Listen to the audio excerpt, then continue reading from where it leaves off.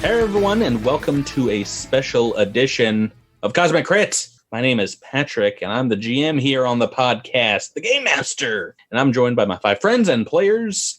You might know them from our previous 90-some-odd episodes.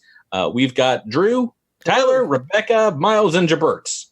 Hello. Hello. Greetings. It's everyone. Everyone's here for this.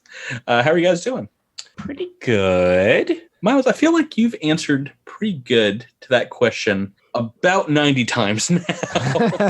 I'm sorry. Is this where we get real? Can I tell you about my week? No. Just awful, guys. Life is a constant. I'm hanging by a thread. I don't know what to say. Pretty good. This is a special episode that I've meant to do for a while, along with a couple other ideas and things that our community, the Starfinder community, has kind of asked for, like a GM's only special. But we've just had difficulty scheduling the time. But the time is now. For this episode is basically a how-to Starfinder, or how to get into the Starfinder role-playing game. So yeah, we wanted to have kind of a special episode that doesn't necessarily give out spoilers for the AP that we're currently doing, Against the Aeon Throne. That's what this is going to be. Just a little discussion with players and GM. But at the end of the episode, we have the second part, which is going to be an interview with Paizo developer and author Ron Lundeen. That will have some spoilers for Book 1 of Against the Aeon Throne, but we also talk about Starfinder in general, as well as Pathfinder 2nd Edition, which is right around the corner, so make sure to stick around for the entire episode. My favorite part was when he ripped off his face and revealed that he was a reptoid the entire time. Yes. Part 1 of the threefold conspiracy. It was Ron Lundeen. It was Ron Lundeen. That's already a deep cut for our beginner episode. I think I was calling this Starfinder 101, but it's just discussion. If you guys, and I know you've done this in your personal lives, have to explain to people that don't play Starfinder, what exactly is it? What is Starfinder? I know you have some comparisons to games that are played on Stranger Things, but it's so far removed from first edition D&D, which is pretty funny. It is, but it's the only cultural thing that someone who doesn't play TTRPGs can glom onto. Well, I mean, you've said a term that I don't know if I was really familiar with until even 10 years ago. TTRPGs, tabletop role-playing games, is what that stands for.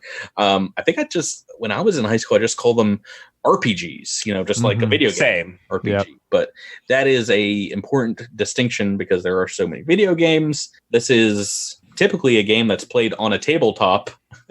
We are using, for our podcast, what's known as a virtual tabletop. But how does Starfinder go? What would you describe as kind of the play to people that don't play it? Well, I mean, I think Miles kind of hit upon something there. I mean, it depends on who you're talking to. If you're talking to some rando off the street, then D&D in space is about the best you can do. Agreed. That's not a great description of it. I get that. I totally agree. However, that's what you would do to a random person. What is a TTRPG? What do you guys do on the podcast? So whenever I'm at work and I'm trying to explain it to people, basically what I start with is it's collaborative storytelling. You are sort of working with a group of people, one person in particular, to tell a story and build characters and explore the world with those characters. And for Starfinder specifically, you're exploring a kind of post-apocalyptic world. And so some apocalypse. Or that depends on the campaign. I mean, I think Starfinder actually is so broad in... I mean, it's literally universes upon universes. You can literally make it whatever story you want. So certainly it can be post-apocalyptic. I don't think it has to be. I'm just referring to the fact that Galarian was destroyed. So. From Galarian's point of view, it's the end of the world. So you say that. However, I'll borrow my new player experience. I have only played Starfinder as an RPG, tabletop RPG, D&D in space, whatever.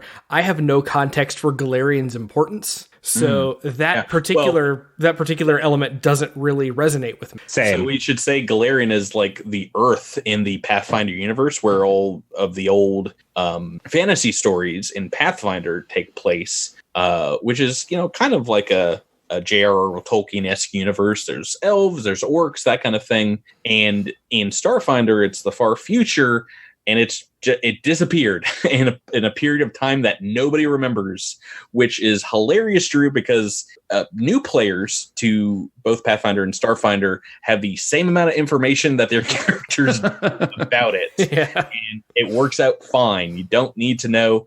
I mean, some people, I imagine, in Starfinder's world might not know that it's missing, because it's also like 300 years past when people got their memories back. So like, do you remember, do you have like a giant cultural knowledge of something that happened in our own country 300 years ago, which is 1719? Is that 300 years? Yes. I don't think anything important happened that year. I don't know what happened. It was like it was sometime between Columbus and the founding fathers. That's about all I know. No, there were colonies in 1719, right? Yeah. However, no clue. However, I figure that post-Gap there would still be 300 years of recorded media and pop culture references. Somebody's space DVD library would still have all of the movies that were released between the end of the Gap and the start of when the Starfinder story takes place. But I get what you mean. We have books from way back then too, but I'm not reading them. Yeah, I guess the point is, like, you're not, even if you know about what happened in 1719 or whatever, like 300 years ago, you don't think about that in your daily life. It's not like constantly on your mind. It's far enough in the past. Unless you're an elf that has lived that long. Unless you're a legitimate Starfinder, someone in the Starfinder Society whose job it is to like look at recorded history around that time period. For me, the universe is, like you said, it's very broad depending on what you want to do. There was like a whole Kickstarter for like a separate section of the universe that was third party. It wasn't published by Paizo. That's like all horror and kind of like cosmic terrors and things like that. I'm listening. Kind of, I was thinking it was more akin to like what's that video game, Dead Space, that kind of dark world.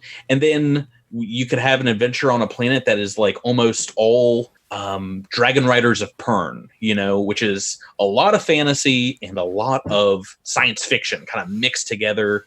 You could do it a completely post-apocalyptic, cowboy story if you wanted, which Paizo writer and developer Owen K.C. Stevens is generated when we talked to him in a previous interview.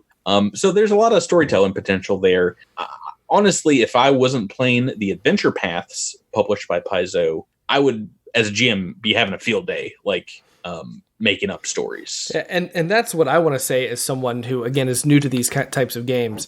I have been passingly familiar with the ideas of things like Pathfinder, of things like Shadowrun, of things like Vampire the Masquerade, and these other role-playing games. Don't know anything about those systems or really the worlds other than the most surface-level stuff. But having played Starfinder for a couple of years now, this is a game system and a game world that has the capacity to take on all of these other game systems. And it's so versatile in a way that I don't know that a lot of other game systems are. Yeah, it's from a pedigree of, game systems that included Dungeons and Dragons about 16 years ago. A system that Pathfinder was based on, Dungeons and Dragons version 3.5, 3.0, 3.5. And those, harken back to taking elements from all kinds of games and taking storytelling elements from all kinds of games. We're about to have a release next year of the Cyberpunk 2077 video game, which is all cyberpunk stuff, which a lot of that made it into Starfinder. And yeah, in general, it is a great amalgam system for that. So that's a little bit about the game itself, the game world.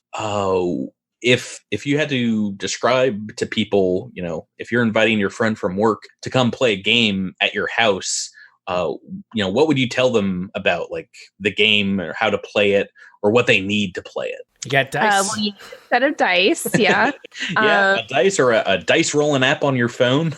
If in a pinch you forget yours, been there.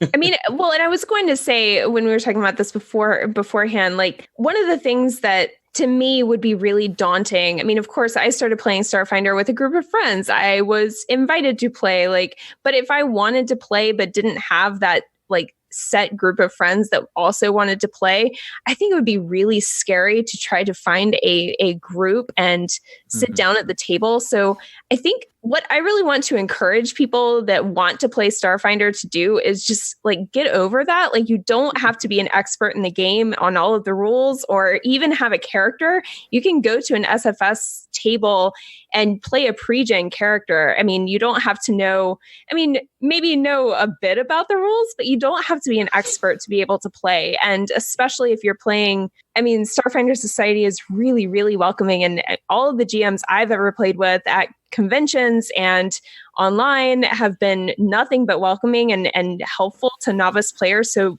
don't let that stop you. I just wanted to get that out there. In general,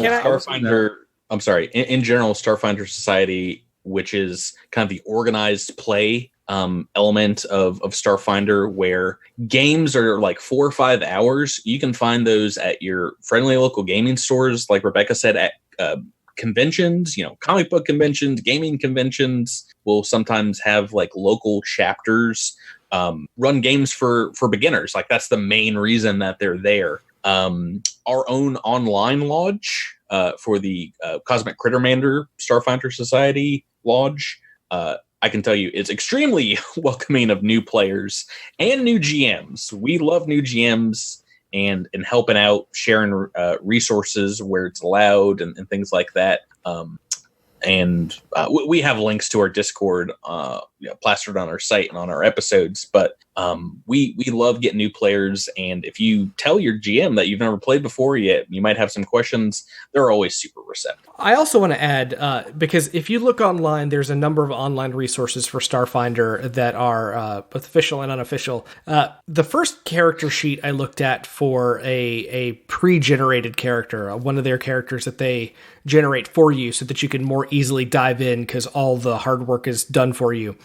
It's still, for someone who is not at all, for me at least, who was not at all familiar with what a character sheet looked like, it's still kind of daunting because there's a lot of numbers all over the place. It's like a full page of stats and equipment and everything you need. And you don't, but you don't exactly know what everything means at that point. But they... Paizo released a Starfinder Beginners box, I guess about a month ago now, maybe 2. A couple months, yeah. And looking at the character sheets, it's the same characters and the same stats that they released 2 years ago when Starfinder came out.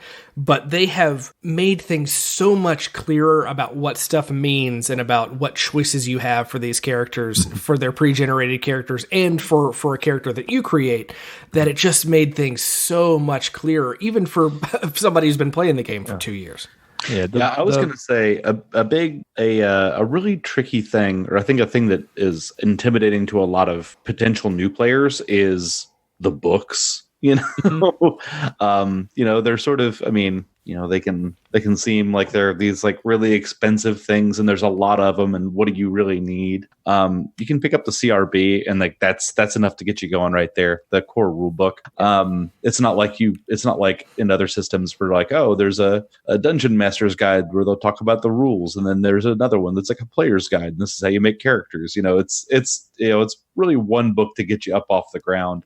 And like Drew said, there are a lot of great online resources as well. So if you're just looking to sort of explore it a little bit, Because of the open gaming license, you can sort of learn a lot about the game before you sort of invest in and buy in that way. And so, well, and I think, I mean, to Drew's point before, beginner's box is also a good investment just to get you going without having to buy the entire CRB. And I mean, it's just kind of a daunting hardcover, very long book. Yeah, it's what, 400 some odd pages, 500. Yeah, well, and it's important to note though that you don't have to read it cover to cover. I haven't read it cover to cover. I mean, I'm not afraid to. Oh, wait, what? I'm going to say it right now. I read like the sections that are relevant to me. To all you listening, you better read that book cover to cover. It's packed full of the most delicious content that you would ever be able to read. I want you dive straight into that settings chapter, and you just. But again, a few of you haven't read it cover to cover. I don't think I've read it cover to cover. I've gone in bits and pieces when it came out, and I have. I've absolutely read that book cover to cover. That's like the first thing I did. The beginner box has the rules kind of boiled down and an adventure for you to play, and it also has a set of dice that you can share with your friends and pawns, which if you use a map, and it comes with a map for that adventure, it kind of makes it like a board game, like you're walking around, the clue house looking for clues in a very similar way. You don't have to play with maps and figures. Some people prefer what is known as theater of the mind, but for most tables, if you're showing up, if you don't have dice, at the very least, you should bring a pencil and an open mind. But at most, friendly local gaming stores that run Starfinder Society, they'll have stuff for you. If you make contact ahead of time, they will make accommodations, bend over backwards, as it were, to get people playing Starfinder. Oh, another thing, not to harp too much on the beginner box, but you mentioned that it has an adventure in it. It actually has a solo adventure too, which I haven't played, but I think that would be, especially for someone who maybe you're the only person who, like, maybe you're all alone and wanting to play Starfinder and you don't have a friend to play adventures with or whatever. The solo adventure might give you a sort of taste for how the gameplay works without having to do it in front of people. It's like a choose your own adventure kind of thing, which is kind of interesting. I like that. I like that addition. So that's how people can jump in immediately, start playing. Even if you don't have friends. If you have friends, just pick up the book and like pass it around and talk about what you want to do. There are lots of different ways to play, from Starfinder Society, the adventure paths, which are what we're doing here on the podcast, to there are just so many ideas in that main book for writing your own adventures, making your own story. And honestly, I wish that I had this when I was a teenager, just getting into tabletop role-playing games, because it is really, there's some great plot threads to like go off on just in the CRB Packed Worlds chapter alone. My favorite chapter of that book. Yeah, I will agree with the favorite chapter. I love with the world building that they do in that, and honestly, a lot of the other books that they've released since then that are not required, but are just a bunch of extra flavor. Guys, you have been playing Starfinder for almost 2 years while we're recording this. You're more than anyone experts at this game. You've been playing it since its launch. If there's anything that you like, a piece of advice or information you wish you could give yourself 2 years ago when you're just starting, what would it be? I love feeling like an expert on the character that I play, and then talking to somebody on Discord about that same class, and they have a completely different take on it that does something completely different that just you never put that together. Just that it's okay to change how you play a character based on outside input. you can there's many different things that these things can do, and that there are so many places that you can go and find out just other stuff, other things that you might not have thought of, or different interpretations of rules that you maybe read a different way than somebody else did, and that sort of thing. Yeah, play your characters how you want, and don't feel bad about, if you, I've done it personally myself. I've seen people have cool character ideas out there, and I'm like, I kind of want to try that. That sounds fun. Yeah, one of the things that I've sort of learned a bit more as I've played over the last couple of years has been this is maybe if you're more familiar with another TTRPG, if you have some preconceived notions about what the classes are going to be like, or what this character is definitely like what it ought to look like, it's okay to sort of expand your mind a little bit and sort of think about these classes in different ways, right? I mean, a mystic doesn't need to be someone who stands in the back and shoots spells and casts healing spells and stuff. A mystic can get up there with a high strength and go punching. And I think it's a really neat thing about this about this game, that it really is so, the classes really are so versatile. That said, I can't wait for more classes.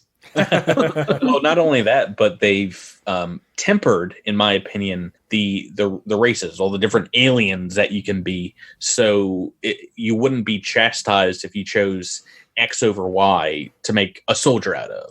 Right. Like the way that ability scores sort of add up is all very sort of linear. So you could have something that takes a -2 to strength as a race, but you still have a maximum strength. Like you can do that. Yeah. Well, Witchwarper is an example of that. Tieflings have a -2 to charisma, and yet I am a charisma spellcaster. So right. Yeah. Yeah. I mean, I would say even more exciting to play kind of against type. You can do it in other gaming systems, but Starfinder it's almost designed to allow you to do that.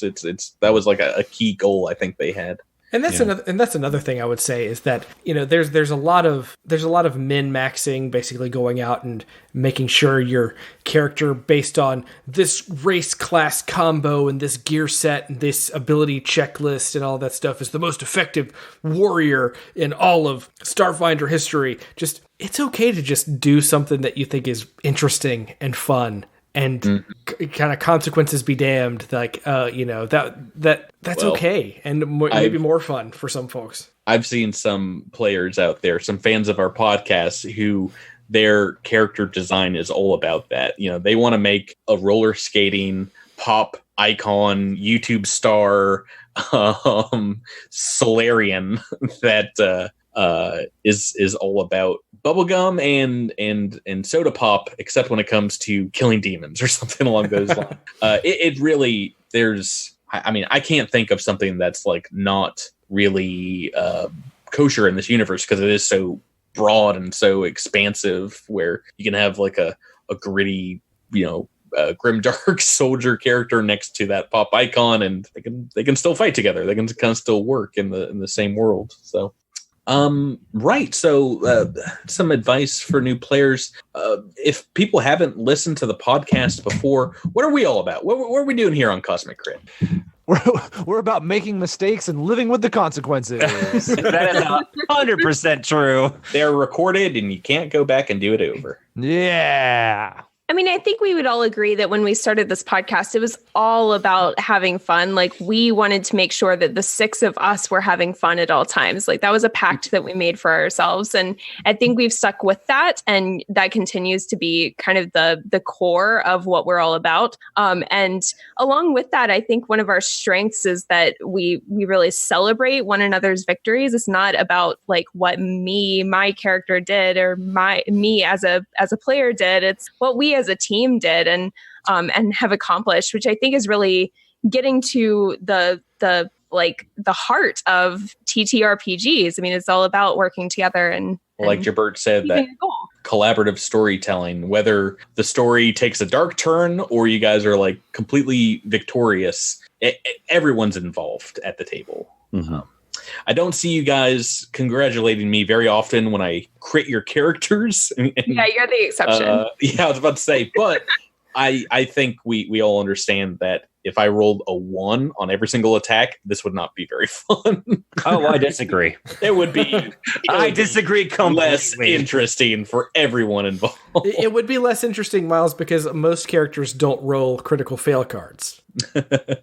Well, it would be pretty quick battles at the very least. But yeah, our podcast, we are playing through right now the Against the Aeon Throne adventure path, which is a story basically that Paizo has written, that if you're interested in playing the game, or kind of reading along with us and see what these published adventures are like, you can get the PDFs on Paizo's website and kind of see what that is like. If you want to make your own adventure, my advice is always to pick up one of the APs and see how they're kind of structured, going from A to B to C. And they give me as a GM a ton of ideas for home brewing. Can I add something to that, Patrick? Yeah, about the AP? Yeah, because the first AP especially, not just the first book, but all of the books, was really good about taking you to different places and putting you in different circumstances that to really show the breadth of the kinds of stories that you can tell in this universe. And I credit Paizo for just having a tremendous first adventure path to do that kind of thing. Dead Suns. Dead Suns, yeah. Yes, sorry, Dead Suns. We played all of it, and it took about 73 episodes, and the episodes were like an hour and a half each. So, 150 some odd hours. Don't feel like you need to match that anytime soon. I've talked to the authors and the developers at Paizo, and they say just play as many as you want. You don't have to play all 6 books. You can just play 1 or 2 if you want and go off and do your own thing, which is how a lot of gaming groups work. It's how some podcasts work. Jabert and I listened to the Adventure Zone, and they started playing a pre-written adventure and then just spun it off from there into their own world. Yeah, I think they got about a third of the way through the first book, and then they skipped to the end of the first book, and then they went right off the rails. Oh yeah, they went to like back, and it was amazing. A moon base in this universe. It was great. Which it sounds like they should have been playing Starfinder, but it did not exist back then. But yeah, basically play the game how you want to play it. Investigate it how you want to investigate it. If you want to just buy a PDF and check it out, go for it. I know some libraries might have copies of the core rulebook, which is pretty crazy to think about. But also, there's a ton of information you can find online, including the official Paizo's kind of reference, which is the Archive of Nethys. If you search for that on Google, you'll find a ton of the rules, and the core rulebook are just printed there. And that is kosher. That's totally cool. Can you give us a spelling on Nethys, Patrick? Nethys, I think. Yes. But yeah, there's plenty of people that aggregate the rules. You can copy the rules and read them. But trust me, you want to buy some of these books because of the amazing artwork, the ideas in them. And they're just fun to have around. I love, even games I'm not playing, I love leafing through the books. Well, and another thing that you can do if you want to see a game actually being played like on Roll20 or, not just listening to it, you can check out Twitch. There are plenty of streams that do Starfinder games, one of which is Non-Standard Action, which is a part of the Critterverse. So we're associated with them. And they're our friends over on Twitch. So that might be a good way to see kind of gameplay in action and see how it works when you move things around on Roll20 and play online. And I don't know, it just might be a little bit different from listening to an audio-only podcast of it. And if you do have questions, if you want to dip your toe in, or if you just want to kind of talk about things generally or get involved in a game, you can check out our Discord server. You can find the links at cosmiccrit.com that we are a Starfinder Society lodge. We do all the Starfinder Society games. There are some non-Starfinder Society games but are also still online games also going on, and just a lot of conversations about just about everything. But Starfinder as a whole, whether it's just general stuff or rules debates or whatever you want to get into, creating clarifications. Yes, stuff. It's a pretty awesome community. I love those guys. You'll find me in there talking about movies and anime and stuff like that most of the time. Yeah, the Discord is a lot of fun. It's I'm really thankful for all the people who come over there and talk to us and hang out with us. They're all real cool people, and Talk about the game. Them too. Talk about the podcast. Link is in the description of this episode, on our website, on our Twitter account if you find us. But they're very helpful there. They're helpful on the Paizo forums. There's a Reddit, a subreddit, things like that. Lots of resources out there. Basically, the whole point of this episode is we want to get as many new players into this game and not fearing that first step as possible. And that's what this little intro to Starfinder has been about. We hope it's been helpful. If you guys had listened to this 2 years ago, do you think you'd be less trepidatious about jumping into recording a podcast about this game? Probably, yeah. If I hadn't, I mean, we were lucky because we had done a little homebrew game with you. But if I hadn't, something like this that's kind of friendly would have made me feel a little less anxious about starting a game. Yeah, well, that's what I hope people listening right now are feeling, and it's something, like I said, I've wanted to do for a long time, and well, we are here, and that's going to do it for this episode. Thank you guys for chatting with me. I know this isn't as fun as playing the game, talking about the game, but I like to do it from time to time anyway. Yeah, no, it's always nice to stop and smell the roses. That's going to do it for this part of the episode. But like I said, we are not done. We've got an interview with a Paizo developer, one of the creators of these awesome games and stories that we play, Ron Lundeen, in just a little bit. But that's in the second part of the episode, which is coming up very soon. Until next time, though, not everyone's in on this interview. Guys, thanks so much for chatting with me. Thank you, Patrick. Thank you, Patrick. We'll see you later. See you in the next episode of Cosmic Crit. Talk to you soon. Yeah. Bye. Oh, pew. Crit bit commencing in 3, 2, 1. Crit bit initiated. Oh boy, I hope you have stuck with us, everyone, because the episode's not over yet. This is Patrick, your GM, speaking, and we've got another crit bit. It seems like it's been a while since we've done one of these. I'm very excited about this one. Joining me from the podcast, we have my 3 favorite players, Drew, Miles, and Tyler. That doesn't sound very... Where is Rebecca and Jabert? That's what I want to know. Rebecca's upstairs watching something on Netflix. That sounds like a better use of time. Welcome, guys. How are you? Pretty good. How you doing, buddy? I'm doing very well because we have a super special guest tonight. Join me, everyone listening, and you 3 gentlemen in welcoming Ron Lundeen. Ron, welcome to the show. I'm very glad to be here. Thank you very much. Paizo developer, capital P, capital D, and also the author of book 1 of Against the Aeon Throne, The Reach of Empire. Yep, this was an awful lot of fun to do. I was really excited to be digging in and getting sort of the very first adventure in the Against the Aeon Throne adventure path. Yes, and this is now the 7th of these style interviews that we've done here on the podcast before, a little post-mortem after we finished the game. But I realized that for you probably wrote this about 2 years ago, so it seems very fresh to us and maybe some other players or listeners out there. But I understand you're probably moved on to some other projects at Paizo. I gather there's some other big things happening besides Starfinder. Oh, we do actually have another game. Really? Yeah, it's called Pathfinder. You may have heard of it. Yeah. You mean Fantasy Starfinder? Yes, it is Fantasy Starfinder. Let me interject just to say.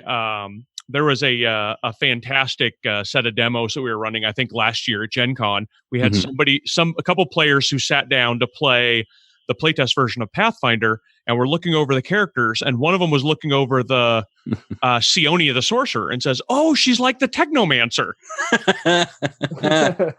Oh, yeah, that's the curse of success. Yeah, right. Exactly. Of Starfinder, which is pretty hilarious. Hey, I'm one of those Starfinder neophytes. I played Starfinder before I ever played Pathfinder. So I mean, as someone that's I'd like to think I'm kind of plugged into the Starfinder community at least.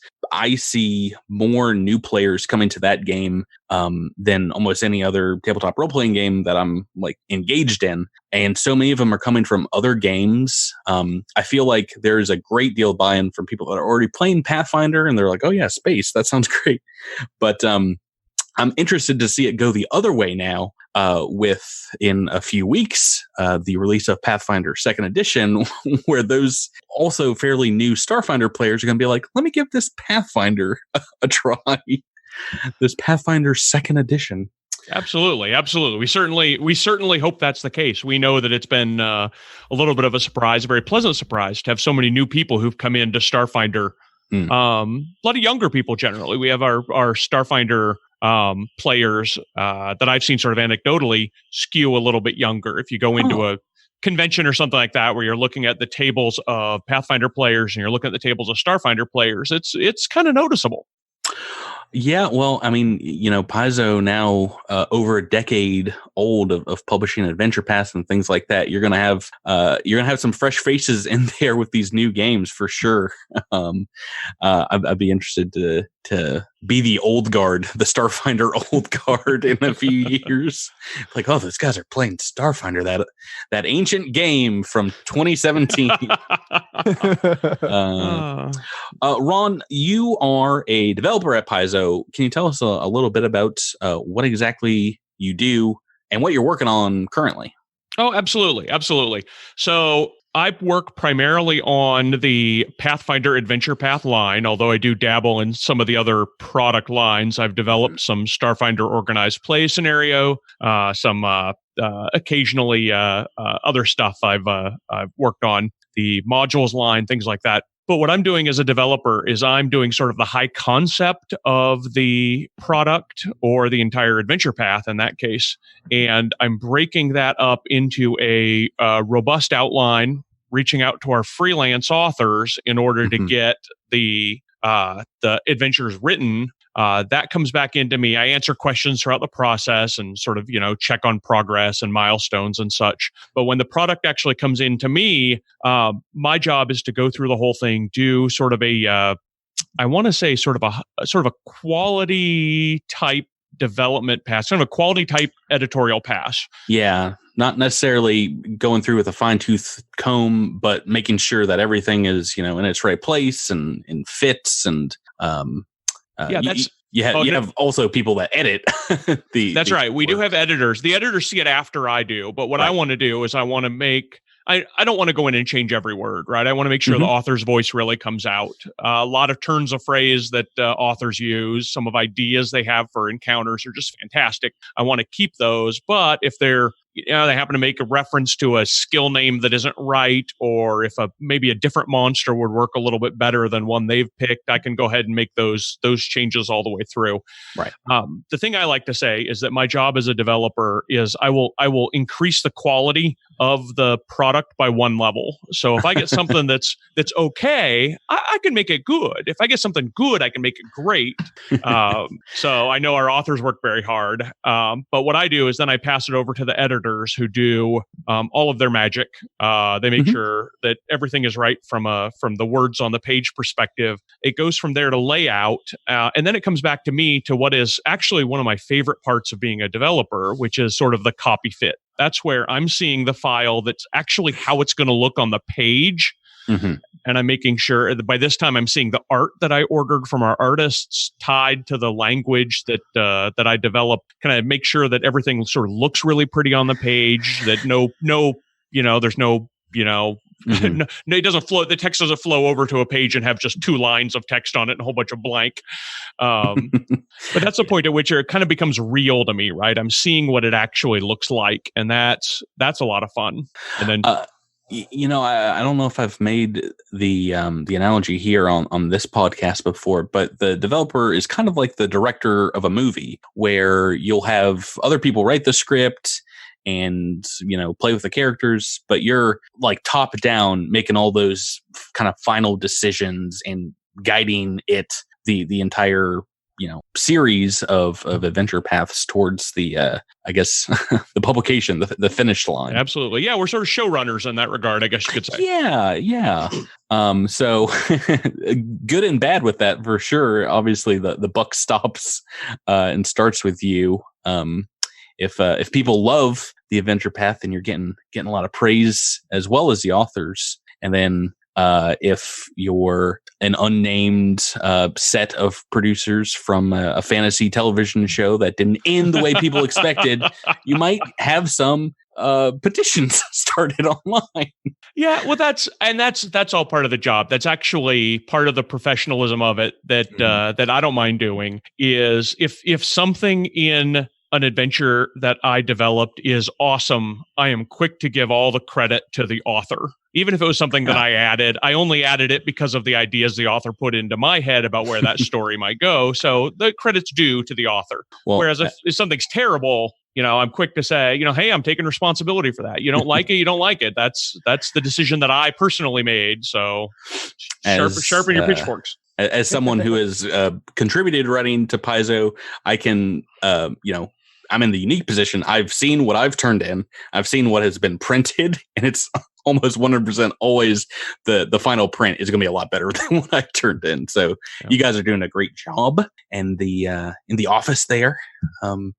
There's actually quite a few of us. There's, we've got sort of 6 or 7 developers that are working on across our different product lines. I'm not the only Adventure Path developer. We switch off. James Jacobs is the one that spearheaded the second edition Pathfinder Adventure Path, Age of Ashes. And I'm developing the one after that, which is called Extinction Curse. Yes, I know of some of your authors on that on those books. I don't know if they're all announced yet, but that sounds like it is going to be a lot of fun. I know they are announced. We announced the authors and the titles at PaizoCon. I was about to say PaizoCon. A lot of the information came out, and it looks pretty awesome. Yeah, one of the Eric Mona announced at the banquet, hey, the next Adventure Path is going to be called Extinction Curse, where the adventurers are trying to basically stop this Zolgath uprising. Oh, and by the way, they're members of a traveling circus and are running a circus in addition to like their adventuring duties. And a few days later, I saw something on when somebody said, I think Eric Mona was joking. And I wanted to jump in and say, no, I'm actually doing that. If you want to take the clown background, then man, I can hook you up. I don't want to talk about Pathfinder forever because this is technically a Starfinder podcast, but sure. I can tell you that Tyler and I have beyond the Reach of Empire. We have played one of your Pathfinder First Edition Adventure Paths, and as an author, we really enjoyed it. Tyler, Ron was also the author of Fangs of War, Part 2 of Iron Fang Invasion. Oh, that's very awesome. That was a very fun book. Each of those has been a great deal of fun. It's one of those just classic adventures if you're looking for a fantasy story to play with your friends. A war story, and book 2 was very different. I enjoyed it a great deal. Boy, like I said, we can talk about Pathfinder almost all day long. And second edition, which by the time people are hearing this, it's knocking on the door. I'm getting in my pre-orders now for pickup at Gen Con.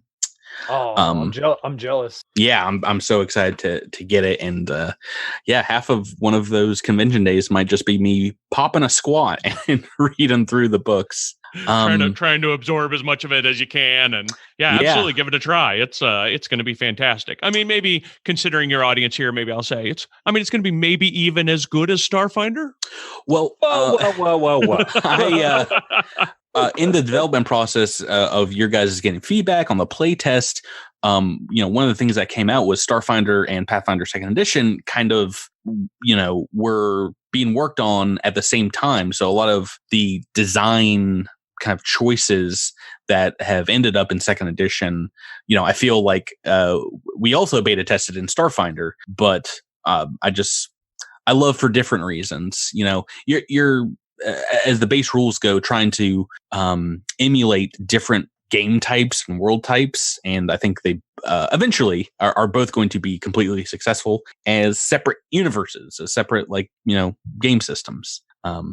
I mean, Yeah, I say that without having played the final rules of second edition, but from what I've played so far, it is going to be a lot of fun. Yeah, and you'll see if you know Starfinder, you're going to see a lot of things that we've taken as real good ideas from Starfinder. The fact that equipment has levels, and that gives you a very good sense of sort of how tough it is and when characters ought to be able to have access to it. Yep. The fact that archetypes apply sort of to any type of character. They're not locked into a specific class. That's a lot of things that Starfinder did that really worked, and so there was no reason not to use them and apply them. Yeah, and I'm excited to see that bleed over the other way. If people love certain aspects of second edition, maybe those rules future retroactively come back to Starfinder in future iterations. Oh, absolutely. So like I said, we talk about this all day, but these guys, I'm sure, want to talk to you specifically in a little bit of a retrospective sense about the Reach of Empire. We just finished the book. It took us about 13 or 14 gameplay sessions or episodes of our podcast. And first off, it was a heck of amount of fun. All of Against the Aeon Throne, I was super excited about as a GM getting into. But yeah, I haven't talked too much to the players about what they thought specifically about book one, but I wanted to save it for the podcast. Obviously spoilers for this interview if you're listening to episode 90 something, but right. People who just jump ahead. Yeah. Please. If you're just here for the Ron Lundeen interview, don't spoil it yourself, but we might have to start at the end because, two of our episodes, the boss fight with Lieutenant Sharu, and then immediately after the Starship Combat with the Barazad, were two of the most intense and exciting combats we've had on this podcast. Oh, excellent. And to have them back to back as well. Yes. Oh, yeah. That wasn't nerve shattering at all. Well, they just got done nearly dying to Lieutenant Sharu when I was like, oh, yeah, by the way, you still have this Starship Combat to deal with. We also, the only reason that we walked out of that fight was the luckiest of rolls, 3 times in a row. Two back-to-back natural 20s brought down Lieutenant Sharu. Well, not just the natural 20s, but the critical effect card between the two crits. Right. The card that brought somebody back up. That Paizo product paid for itself. But before we talked too much about the Reach of Empire itself, I did want to ask a little bit about the development of it. Because we've talked a lot about how Dead Sons felt like a season of television, whereas we're working on a smaller scale with something that's only 3 parts, and so it's a little bit more like a mini series. And so I did feel like they had this really great brisk pace. But one thing that I wanted to know when developing this as being separate as the second full AP or second AP for Starfinder was there was a lot of parts of Dead Sons that kind of shepherded you in a direction. I don't want to say it was linear, but it did shepherd you in a certain direction where when we first landed in Madelon's Landing, when we first got there, it felt like we had a breadth of choices on what we wanted to do next. And I kind of felt, even though this is a shorter AP, I felt like the whole world opened up in a way that I hadn't seen so far that I found really invigorating. And I wanted to know about the development of what you wanted to do with the Reach of Empire and even Against the Aeon Throne post Dead Sons. Oh, well, I think we learned a lot from Dead Sons. I've now played through the entirety of Dead Sons and loved it. I think by the time I wrote this, we were in, I want to say book 3 or book 4. And so I'd seen a little bit of what you were talking about, saying it's very clear where we're sort of supposed to go next. And we could go off script a little bit. And oh boy, howdy, did we, in some cases.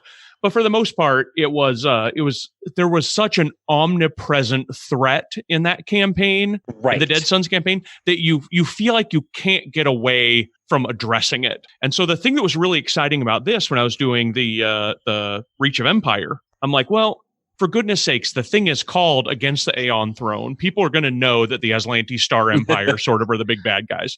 But the players at the moment don't at the very beginning. They've got this sort of, that's curious moments, right? Where they're, okay, well, we're just making a routine trip and wait, there's these ships that are attacking us, and we land. Wait a minute, where communications are all shut off, and there's something strange going on there. Well, how do we want to approach this something strange?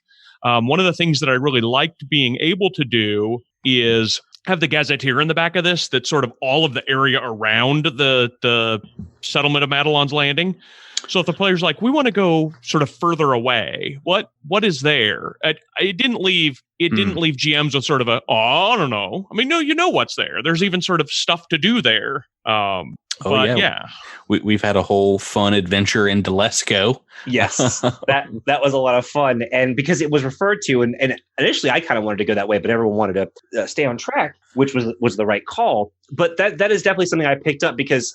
I mean, I loved Dead Sons. I had a blast going through it, but it's like the difference of experiencing something like First Contact, but then being able to like hang out in 10 Forward. Like it's two different types of the same great thing.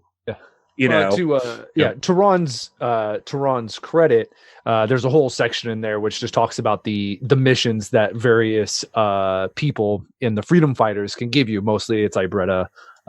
Who gives you all these little missions that you can handle in any order that the PCs want to handle it. But one of the things that makes it so great and made it so fun to play is that I think you did a good job making sure that the wheel of worked. And so, it was like after the PCs do one or two things that really disrupt the guards and the Aslanti presence, then here are some reactionary things the Aslanti can do. Absolutely. I will say for the players, that was probably great and freeing. As a GM, I was like, I got a lot of stuff to prep. They could go anywhere. and it definitely was because it threw us off a little bit at first in a good way because we kind of it's edited out in the show, but we were all kind of quiet for a minute. Like, what do we do? Yeah, right after meeting Ibretta, everyone was like, I think we should go here. And then like everyone wanted to go in a different direction. And it's like, well, that's not everybody split up. No, that's not. Years ago. Patrick tried to get us to split up a number of times. One of these 5 players was a drone mechanic. They could have split into teams of 3 and 3 and been fine. There you go. Until we came across the water elemental and yeah. but that was definitely something that I immediately noticed, and that felt like a different flavor, and I thought that was really, really cool because being relatively new to going through Adventure Pass. And because I'm a relatively new tabletop RPG player, like I never really had a group to play with when I was younger, so this is my first real serious foray into it. Outside of doing some homebrew stuff, but what I thought was so cool was it's still that great Starfinder like outer shell, but it was a different flavor inside, and it really kind of re-energized me to rethink how I was playing because, after we did, 6 books with these singular characters and making new ones, I was a little unsure of what to do. And I think having this extra freedom helped me at least develop my player character, and which in turn made for a more fun campaign. Yeah, if you've got a lot of different things that go on, a lot of different options to take. I mean, obviously some of them are geared a little more towards one class than another, but it also means that your players are going to sort of glom onto one more than the other. Somebody's going to be just, down. Somebody's going to be sort of downright pissed that they're, out trying to execute some guy and want to stop him. And other people will be like, oh, I don't care much about that guy, but, hey, let's get back over to the this leader's house. I want to break into his computer. So we have a lot of people who care about a lot of different things. Ultimately, it all lands you in, hey, we've got enough support. We can sort of make our final push, final attack. And then all the different threads kind of they all lead to the same place once you've worked through them. But working through them is something that you can have a lot of different people like a lot of different things. Yeah. Part 2 of the adventure, is like the vast majority of the book is all the different missions and things that you guys went on throughout Madelon's Landing. Did you say? How did you pronounce it? Oh, I've said it's Madelon in my head. Well, you wrote it, so that's the correct way to say it. True. But I think that the name of it was already picked. I think that was in the outline. Okay. Yeah. So maybe the name was written down, but the pronunciation of some pronunciations I have heard very interesting takes on for Dead Sons especially, but you're going to deal with that when you have alien places and peoples. I did feel like, especially compared to Insta Absalom Station, which I felt kind of eased us into the game, and it was the first Starfinder adventure, so I kind of get that. But this one, I feel, as far as difficulty goes, it didn't play around at all. Yeah. I mean, because you can take stuff at your own pace. You can make it very difficult. Yeah. I was ill prepared for that. Yeah, if you think that we're just going to be able to, there's 8 different things to do, let's just go do all 8 of them all right in a row. You're going by thing number 4, you're going to be in way over your head. Yeah. Let's take a breather. I learned that real fast. Yep. But I did start. You mentioned sort of throwing into the middle of things here with this. This opens up. The adventure itself opens up, and I know when you guys played it, I heard the first couple sessions, and I thought it was fantastic that you guys did sort of a flashback thing when you started this. That was a great way to get all the players connected to Sedona, the android. Right. And then when you actually get to the first actual event in the adventure is the drone attack. So you're like, okay, we're going to play this game, and now we're going right into Starship Combat.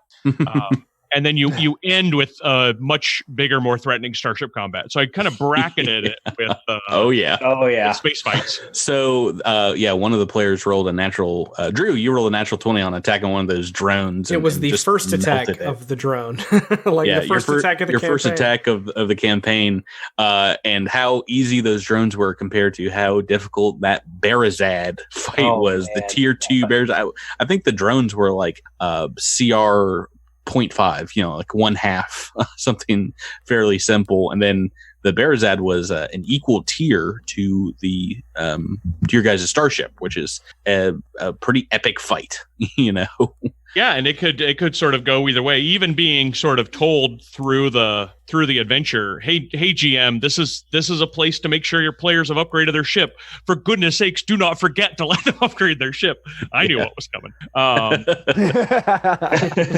But yeah, there is a one of the things to keep in mind as well that I did to adjust that difficulty is how prepared you are to hurry back in order to fight it. Yes. Yeah. These guys had the hover trikes, so they were ready for it. But it's one thing we didn't talk about is it didn't come up. But if you didn't and you were late getting back to your ship, like they already start like attacking Madelon's Landing, and like you get some negatives starting that Starship Combat. I think your ship can take damage as well. Right. You start out with some hull damage because they just fired down on your ship from when they made their sweeping attack. Can you imagine? I can't. I'm so glad we did. Oh, we would have lost. Like that damage would have taken us. My bear would have resigned himself and just gone to the woods. Never to come out. What exactly? Oh wait, does it matter? How much? I am a hobguard now. Yeah, just become a hobguard. Go native. How much RP did we all have at the beginning of that fight or the beginning of the space combat, just in case we needed it? I had none because I wasted it all with the whole barracks because of the Electrovores. Oh yeah, you're talking about the Royal Venture.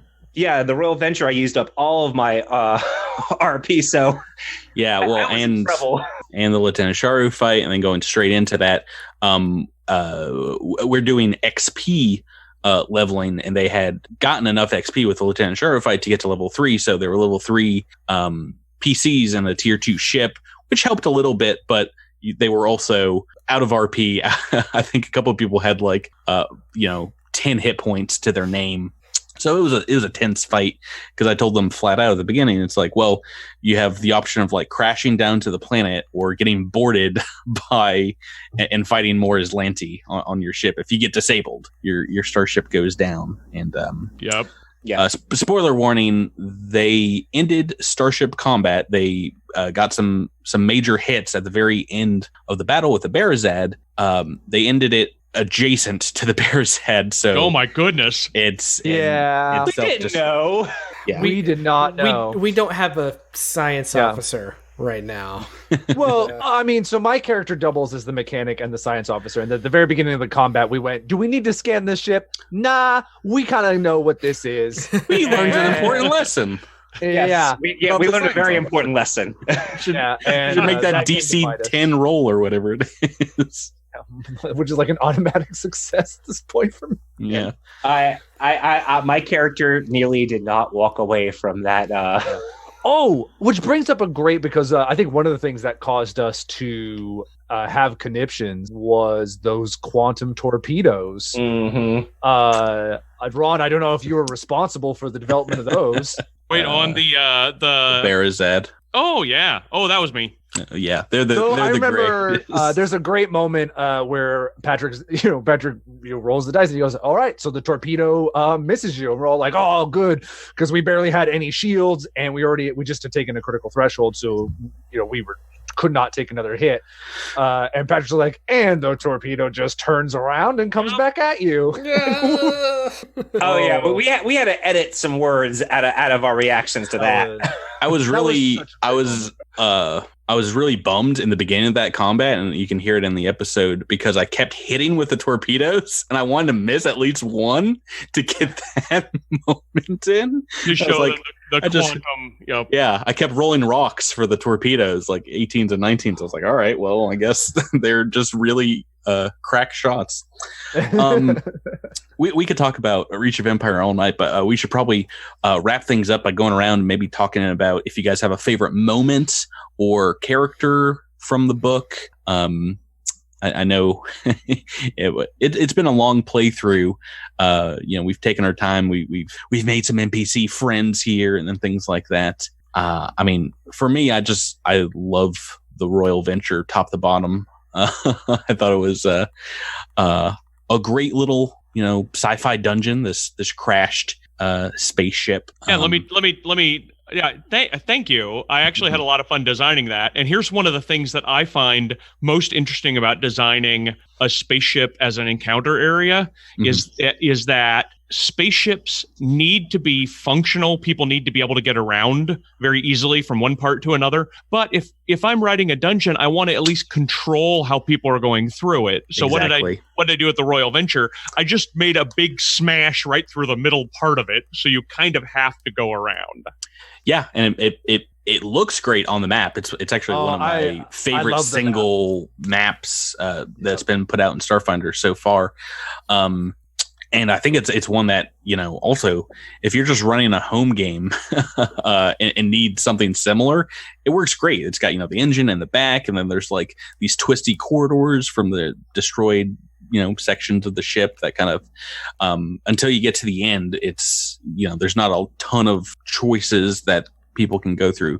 But at the end there, to get to the bridge, as the players decided, they went through all three doors leading to the bridge.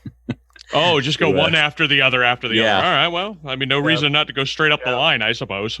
We went to 3 teams of 2. Mm-hmm. Well, it was kind of wise because they bum rushed Lieutenant Sharu, and she wasn't able to get off her automatic fire rifle on anyone. So good. Yeah. Good. We paid the price by having our tank. got the sword damage. Our tank and our main damage dealer go down almost immediately. But oh my.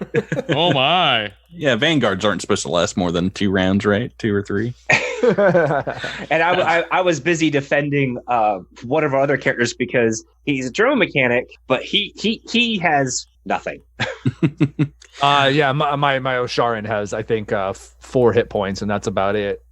And I actually, it was, I mean, the fight lent such a great tension, and I think part of that is also just because, again, I'll praise the map design here. The bridge was, I mean, just everything from like how we came into the bridge and where how Lieutenant Sharu was behind the captain's chair, and she kind of had cover from that, and was giving orders to her lackeys to do this and that, and my drone was destroyed in that fight, and then I just had to drag its body back to the to our ship so we could go fight the Barazad, and then we ended up having to go through a crash landing anyway. Aww. So yeah, it was definitely one of the most nail biting but also rewarding and fun boss fights I think I've played so far in Starfinder. Yeah, I was about to say, if we all were picking our favorite moments, then the end of that boss fight and the Starship Combat might be on there. But do you guys have other favorite elements of the AP, some fond memories? Weldis is a fun cat. Yeah, Weldis Arquin, who's not super like he's not like a major plot character, but everyone fell in love with him. He's like one of those NPCs that's just in the corner. we glom on to certain NPCs no matter what. I played a teenager. They're like, "What? That's crazy." I really enjoyed some of the especially some of the sneaking around when we first got there. We're popping over to the mayor's house and to that little electric tower and everything. Like it was really, really fun before we kind of got into the nitty gritty. It was that little kind of foreplay into getting to know this AP. And I think that's what, when I was reflecting on my questions earlier, is I found that to be so invigorating as a player. So outside of the boss fight, I think that initial kind of sneaking around and kind of dipping our toes into what this adventure was extremely rewarding for me. Yeah. I think my favorite thing is that the Aslanti are bad dudes. They're bad people, and I would be interested to hear your thoughts on, you're writing a scenario where they've taken over everything, and this settlement obviously didn't want to be taken over, and you put in elements where obviously people tried to resist, and you get to see glimmers of Aslanti brutality. And so the person who kind of comes to mind when I think about that are 2 people really, is Jellic Folson and Corsica Arquin. Those are the 2 people who you really get to see the Aslanti kind of show their brutalness. But I wonder, like, how hard was it to write kind of a situation like that where the Aslanti are in full control? They're evil, for the most part, they're pretty evil people, and you kind of want to show off that side to really give the PCs motivation to go against them. Well, it was hard, but for not in the way that you might expect. I wanted to make sure that these were basically space Nazis, right? And you should not. Right. You should not ever feel bad about punching a space Nazi. Right. And that's the worst kind of Nazi, honestly. That's right. Exactly. They've beat us in the space race. They got to go down. What I have a tendency to do in my writing, and this is in most of my adventures, frankly, except this one, there's almost always some sympathetic villains where you're going to be, I kind of understand where you're coming from, and I feel a little bad about punching you, and maybe we should kind of work this out, right? And I want to, even though I understand, we got games about fighting, every now and again I want people to think, maybe this person is not necessarily a villain for entirely monolithic evil, but maybe we can kind of work with this villain. I had to take out so much of that impulse in this adventure because the last thing I wanted was for somebody to have like a sympathetic Aslanti cadet and go, well, maybe we should be kinder to the other Aslanti cadets. No. So what I had to do was make sure I was building in things where, and they beat up a woman who doesn't like bullies and stood up and totally got beat up, and they're executing a guy who is like literally the first friendly face you've met on the planet. Yeah. And so it just keeps being increasingly just bad. And the one person that you might expect to have some sympathy with, there's the guy who's taken over the Aslanti armor and he's standing around in the storehouse. is actually a townsperson, right? So the one person you're like, hey, here's somebody we can talk to. He's like, shh, I'm not one of them. No, they're all making them all bad. We lucked out because we were able to sneak in and get the drop on him, and we were gonna all just bum rush him and attack him, and I decided to intimidate him with a little bear roar, and he just kind of like immediately gave up because we would have killed him outright. Killed the old man. hey, where's our supply clerk? Never you mind. There are a lot of casualties. Those darn Aslanti. But there's a whole storeroom here full of stuff that we can just take. Oh boy. Also, please don't talk Aslanti to me. That was, I actually made sure I had the outline for the next two adventures, but I didn't have a lot of specific details about them other than being pretty sure that speaking Aslanti is going to be pretty important when you're going into the Aslanti Empire.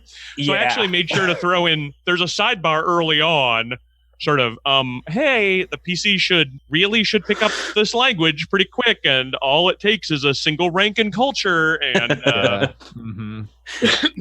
and listen to some cassette tapes and doing some workbook exercises. I'm pretty sure we all started with it, I want to say. No, there were a few people who didn't, but I think four of us did. Yeah, I definitely did. Another great way that I think you reinforced, like, don't feel bad about hitting these people, was the weaponry you chose for some of the higher ups, mainly the tack lashes, because I think a tack lash, a whip, just in the hands of evil people is just so iconically like, oh yeah, we just don't like you immediately. And also just the artwork.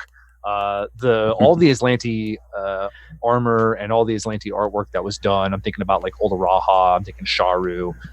Was just great. It just, I think it further emphasized how just straight up bad these people were. Yep.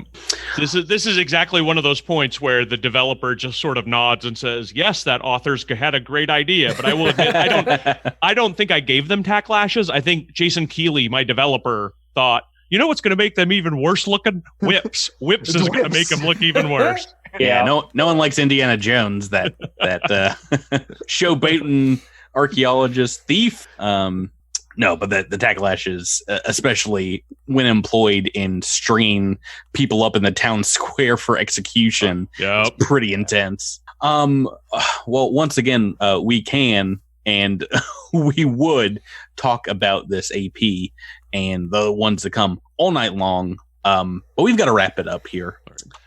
We had a great time talking about this. We had an even better time playing it over the last couple of months.